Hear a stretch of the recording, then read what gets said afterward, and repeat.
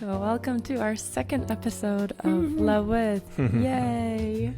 And again, to preface, my voice is terrible today. I've got this vocal cord dysfunction going on, but we're going to push through because we love to serve and share our story and some helpful tips.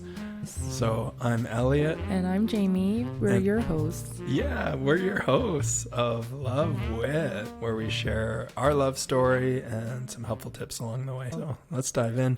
So last week we alluded to the Instagram incident. Dun, dun, dun. Yes. Oh my gosh. It's a big incident for me. So before we jump in, maybe a mini recap of last episode. So to recap episode 1, we talked about our story, and I would recommend checking that out first. But if you don't want to listen to the rules, we shared our story of meeting and how we had our long distance relationship and just the importance of communication and, the importance of preparation and the importance of really being expressive in what you truly want. What were your takeaways for that? And there were some helpful tips, people navigating through that dating world, especially online dating world, because that was our experience. And people should go and listen to our first episode for all the details, because we just cannot wait to dive into the contents of this episode. Totally. Okay? So the title of this episode is The Instagram Incident. Yes. So just to maybe start off where we left off. And we had that first date, it went well, and I came up like every weekend after that. And we had a conversation of kind of exclusivity right away. Yes, we did. I asked you on the second date during brunch, like, are you talking to anyone else? Yeah. So that was the talk, and you were like, no. Yeah. And I think I made it clear with you, like, I want to make this exclusive. Yeah. And you were on board with that. Yeah, so totally. That made me really happy. I feel a little secured. We moved fast. There was like a intention behind the relationship. We had that exclusivity talk soon into the relationship. It's so funny because I thought at that time, I wasn't sure whether I liked you or not. But the fact that I even brought that up probably signals that there was something, right?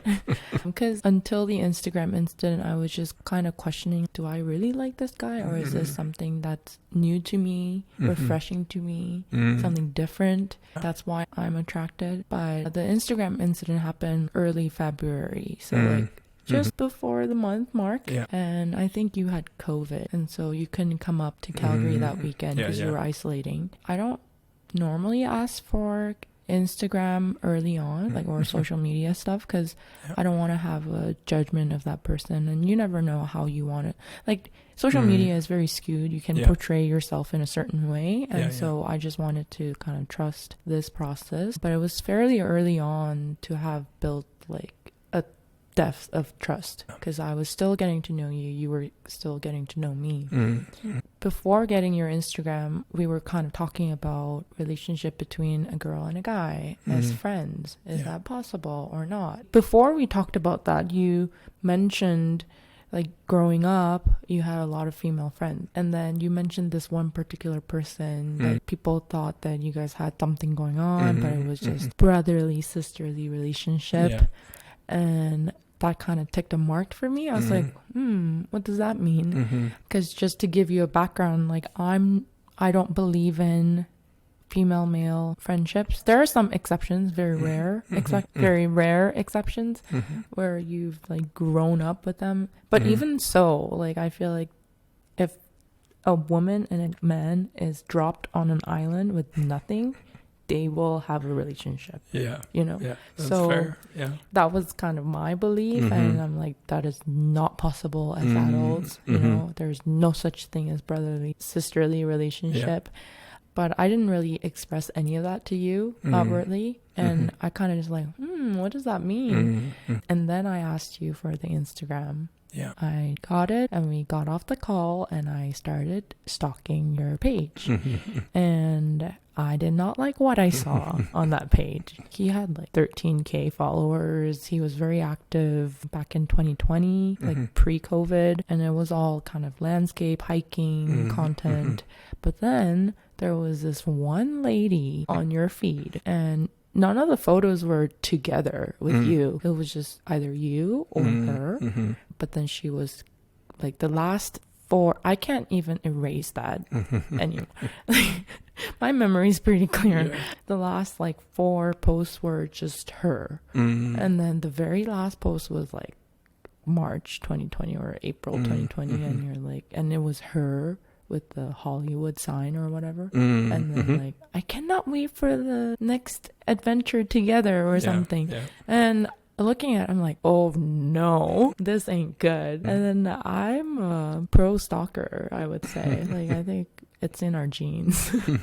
As women, I just like look through every single post and every single comment that you guys had. And then I went into like, thankfully, the lady's account was public. So like I looked at every single post that you had of you. And then one that really like pushed me over the edge was there was one dedicated post of her.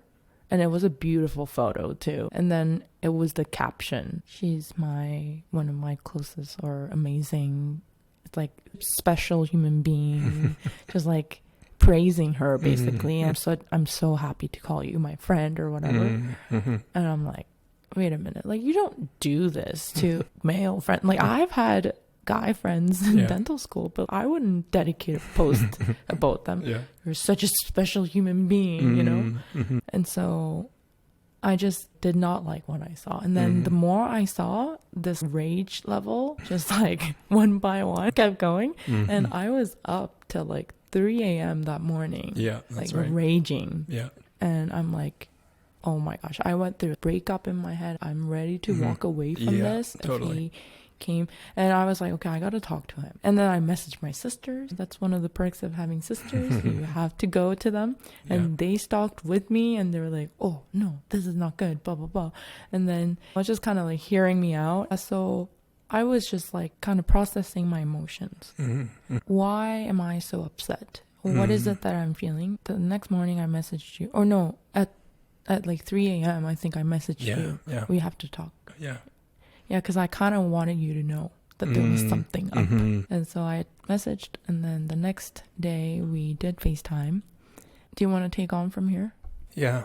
And, I think just recognizing even the emotion in the room now, right? Like it wasn't easy then, and hey, it's not easy to talk about because it was, really hard. I really cared for you. I never wanted to hurt you. It was clear you were hurt, right? And we'll, kind of get into this as we go. But I think in this Instagram incident, we both kind of realized, I care about this person a great deal. Oh yeah. My family, they were like, oh, this jealousy queen has begun Rose instead of Jamie. And my mom kept saying, you must really like this guy. The amount of jealousy that you're having right now. And I was like, is this hurt? Is this jealousy? Is this anger? I think it was all of that.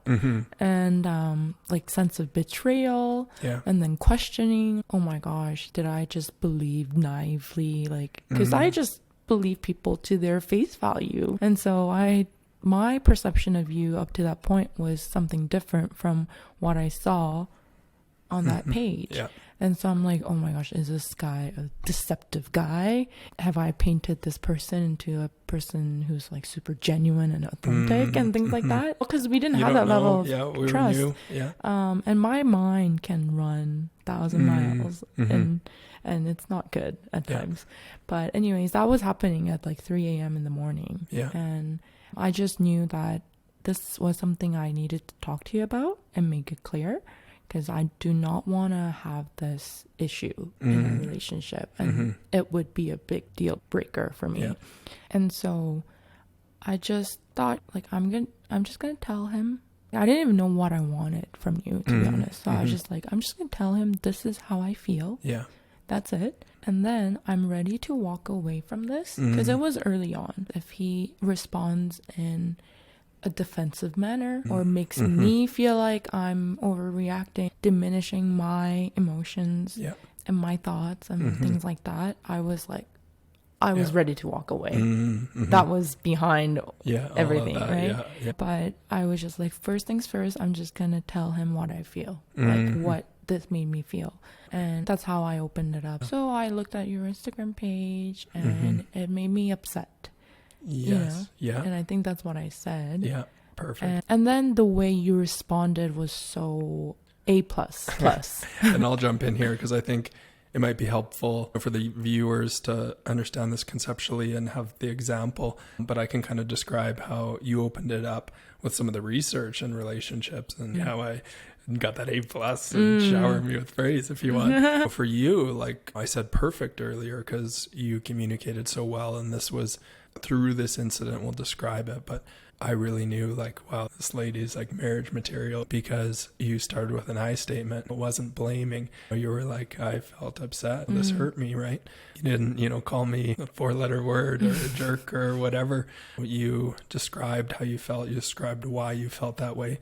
You used a gentle startup, so you didn't launch right into it, catch me off guard. You were really gentle with it, right? And so there was just so much there that I'm like, whoa. This this girl really knows her stuff, right? She knows how to communicate well. And it meant so much to me because, you're doing because it was clear that you were hurt and you gave me so much grace and compassion. And I knew in this time that this was special. Yeah. My love, I love you. I think I was just like, this is how I feel and why I'm like this. And the way you responded was like A++ because you immediately said, oh, I'm so sorry that you felt that way. It is not my intention or anything to make you feel that way. And I didn't even ask you to take down the photos. You just offered yourself like, I can take them down if it's uncomfortable for you. Like, I'll take them down. And it was so funny because, like, Instagram wouldn't let you take them down. Yeah, like, stop me. Because it was probably thinking I was a bot or something. Or something. But, too many photos to take down, even though I came in with grace, but I was like, if he acts this way, I'm done. But you were complete opposite from them. You weren't like, oh, what are you saying? Like, why are you over? That was, like, 2 years ago. Or, right, that's not me. And why can't a woman be friends with men, Like, it's just a friend. I told you. Why don't you believe me? It wasn't like that. It was just, I'm so sorry that you felt that way. I will do this for you because I care about you and you're my first priority. And that was a huge, huge thing. It was a journey because I soon realized, even after you responded that way, I still had to work through a lot of emotions for that week until you came up that weekend. Right? I was like, I could not delete that photo or post. And I kept meditating on it, or it brought up a lot of emotions. And I kept asking, like, this is not normal because you responded in such a good manner. And I kind of caught something like, this is not healthy. This is beyond just this post. And I worked through that process by journaling and also talking to my mentors and my family. My counselor, just talking about like, what is this emotion? And it had something to do with what I went through years ago as a teenager. And the fact that you had a best friend with someone else, I wanted to be your best friend, right? And so I recognized that, and I recognized where these emotions were actually coming from. It was no longer about you. It was just something that I had to work through. I'm really grateful that we were apart that week so that I could work on that. I prepared this whole speech. Remember that?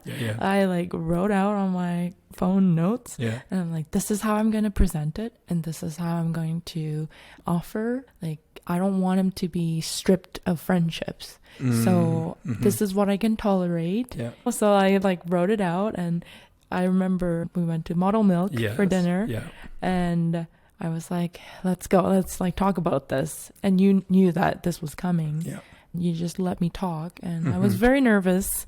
I went through the entire thing, and I was like, just include me in your friendship, be transparent. As long as I'm involved, like, I'll be okay. And I also made it clear, like, the woman has to be like not attractive to my eyes.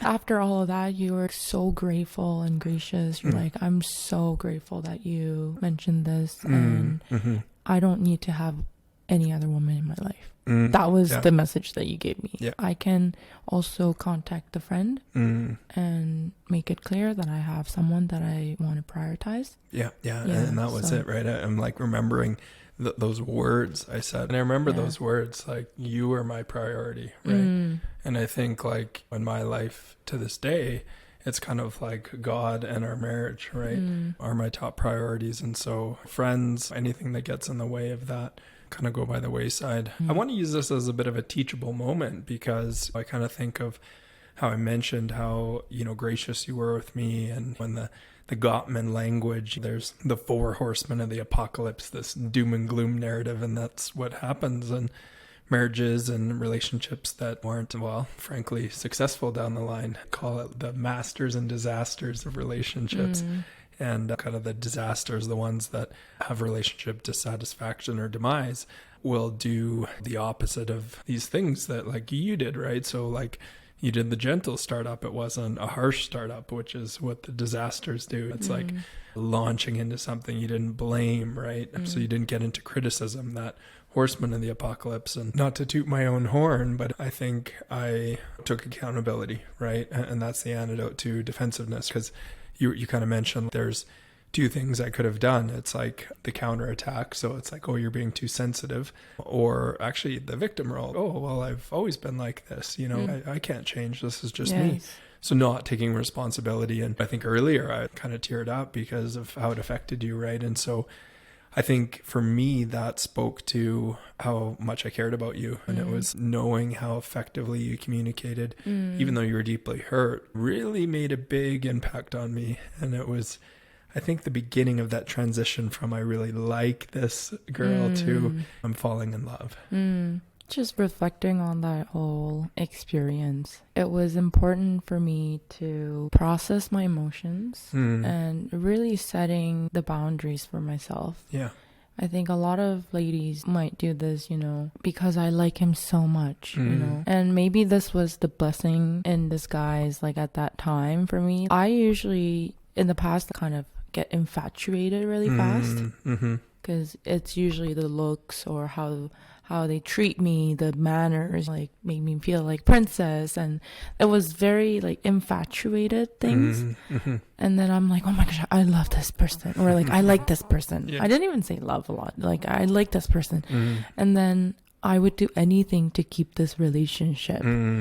Whereas this time it was like, you know what? This is the stuff that I really don't want to deal with in my relationship. Maybe that was because like my feelings were developing. It's hard for me to even process right now, but it wasn't like I have to keep this relationship. It was that kind of posture and attitude that I have made it possible for me to come in, say what I needed to say, and see how he responds. And then I will make decisions according to that. But I did have that line. I will not deal with this. What I wanted to say from all of this was that, maybe speaking to both males and females, but the ladies out there who are going over like backwards for their men and tolerating certain things, you really have to recognize, is this what I need? Does this person really respect me, love me the way that I love them? And if they don't, then you have to be able to say, like, this is not it for me. It's a fine line, because you don't want to just give up. Yes. Yep. And you do want to just give it all, but at the same time, you do want to protect yourself so you're not shattered. Yeah. And I think that spoke to your authenticity and your maturity, frankly, in just saying, this is kind of Thank you. Thank you so much. You were like, I'm not willing to tolerate this, right? And some people don't draw that line, and they tolerate perhaps behavior that they don't deserve, right? They deserve more. And that's a key takeaway sometimes for people. It is a balance. It's a tricky balance, right? Because I do believe in grace. And then at the same time, sometimes at our stage of life, we were both serious about marriage. And so there was a bit of a timeline too. It's like, well, I don't want to put in 2 years of this and not come out with a marriage. So it is stage of life partly, but there's a lot of wisdom in slowing yourself down. You mentioned infatuation. Sometimes we miss a lot of signals and red flags. And I think you can talk about the importance of checking in with your siblings, and glad you did that. You got that input because you might miss it with all those chemicals going on in your brain. Yes. Yeah, you do have to go through some dates to learn more about yourself. But one thing that's important is to not let your experiences limit yourself for future opportunities. And it's okay if you have to pause. Yeah. I've gone off dating apps for a few months and then went back on it. It can be a long process. But for you, it was second date and hey. Lucky, yeah. Wow, lucky guy. Hey. This was really fun, but we can't wait to share the next chapter of our story, right? Yeah, exactly. So it'll be kind of that transition from like to love, falling for each other. And I joke about this as I had more clarity. I knew and I was certain. And you've mentioned, maybe I'll let you comment on that, what that meant to you. But yeah, I wasn't afraid to share that L word before you did. That clarity and certainty really, really grounded us, kept our momentum in our relationship. Anything in life, like momentum is so important.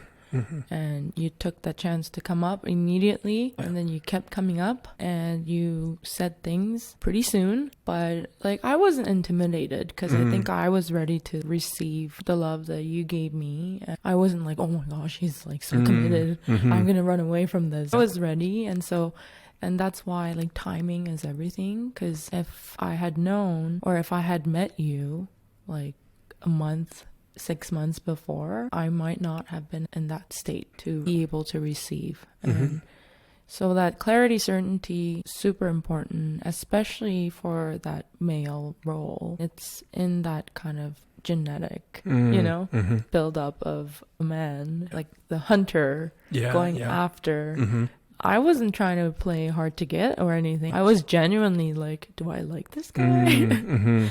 I like this, and this is a big... An Instagram incident was our first kind of challenge, conflict. The way we handled it gave you more clarity that this is meant for something deeper. And it gave me clarity. Oh yeah, I like this guy a lot. So that was like a key moment for both of us. In a relationship, gaining clarity is so important. Yes. If someone's leaving you confused, it could take time. You can give a timeline, but it has to come to that clarity at the end. Yeah. That's it. Yeah. We're already getting into the 3rd episode, so we'll maybe wind down here. And we have a couple resources for the audience. And 1st and 2nd episode of the checklist I developed, find your perfect match. You can go grab that on thelovecoach.ca. Check out the resources. There's a few more for you, but we'll deliver those as we go. And like, comment, subscribe, please, and stay tuned for more episodes. Okay, bye.